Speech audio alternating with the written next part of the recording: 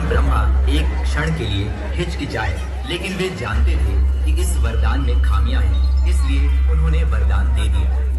वरदान मिलते ही महिषासुर का अहंकार बढ़ और उसका आतंक का राज शुरू हो गया। उसने अपनी राक्षसी असुर सेना को इकट्ठा किया और पृथ्वी पर मनुष्यों पर हमला करना शुरू कर दिया। अपने रास्ते में आने वाली हर चीज को मार डाला और नष्ट कर दिया। पृथ्वी पर विजय प्राप्त करने के बाद उसने स्वर्ग में देवताओं से लड़ने का फैसला किया। उसने अपनी विशाल असुर सेना अमरावती पर हमला कर दिया, जो भगवान इंद्र का निवास स्थान था। सभी देवताओं ने अपनी पूरी ताकत से महिषासुर से लड़ने की कोशिश की, लेकिन इसका कोई फायदा नहीं हुआ। महिषासुर अजेय था, कोई भी देवता या मनुष्य उसे हरा नहीं सकता था। असुरों ने अमरावती पर स्वर्ग से बाहर निकाल दिया। इंद्रदेव मदद के लिए त्रिमूर्ति भगवान ब्रह्मा, विष्णु और महेश्वर के पास भागे। ब्रह्मा ने उन्हें वरदान की याद दिलाई और कहा, कोई भी देवता या मनुष्य महिषासुर को नहीं मार सकता। हालांकि एक महिला उसे मार सकती है, लेकिन तीनों लोकों में रहने वाली कोई भी महिला इस दुष्ट राक्षस को मारने के लिए पर्याप्त शक्तिशाली नहीं है। इसलिए त्रिमूर्ति ने एक शक्तिशाली महिला बनाने का फैसला किया। उन्होंने अपनी आंखें बंद कर ली और अपनी ऊर्जा को केंद्रित किया। उनकी दिव्य शक्तियों के संयोजन से आकाश में प्रकाश का एक महल स्तंभ प्रकट हुआ। इतना चमकीला था कि सूर्य की मंद दिखाई दे रहा था।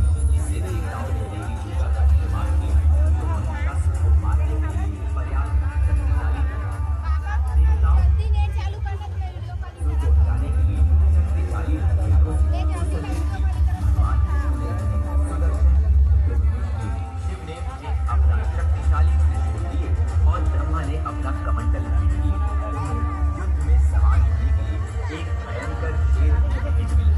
इन दिव्य और देवताओं के आयुध का सिंह पर सवार होकर महिषासुर का नाश करने के लिए निकल पड़े। जैसे ही वह अमरावती के पास पहुंचे, उनकी भयंकर गर्जन आकाश में गूंजी, पहाड़ कांपने लगे और समुद्र लहरों से भर गया। उनकी उपस्थिति में पूरे ब्रह्मांड जब उनके आगमन की खबर महिषासुर तक पहुंची, वह हंसने लगा।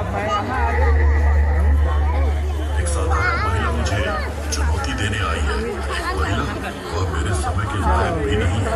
मैं उससे निपटने के लिए अपनी सेना भेज दूंगा। वे उसे वैसे ही कुचल देंगे जैसे वे बाकी सभी को कुचलते हैं।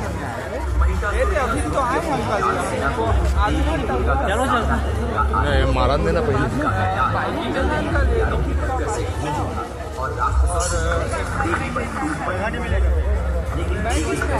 सभी राक्षस देवी के सामने गिर गए। उनकी दिव्य शक्ति से आसानी से पराजित हो गए।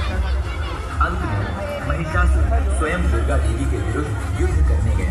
देवी को भ्रमित करने के लिए बेताब महिषासुर ने अपनी सारी काली शक्तियों का इस्तेमाल किया। अलग अलग जानवरों का रूप धारण किया।